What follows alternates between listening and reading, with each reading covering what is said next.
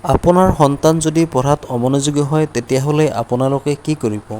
ইয়াৰ উত্তৰত চাগে বহুতে এনেকৈ ক'ব যে সিহঁতক যদি শাৰীৰিক শাস্তি প্ৰদান কৰা হয় অথবা সিহঁতক যদি ভয় দেখুওৱা হয় তেতিয়াহ'লে সিহঁত ঠিক হৈ যাব। আপুনি যদি তেনেকৈ ভাবিছে আপুনি সম্পূৰ্ণ ভুল ভাবিছে। আপুনি যদি তেনেকুৱা কৰে তেতিয়াহ'লে ভাল হোৱাৰ বিপৰীতে আপোনাৰ সন্তান আপোনাৰ বিৰুদ্ধে বিদ্ৰোহী হৈ উঠিব।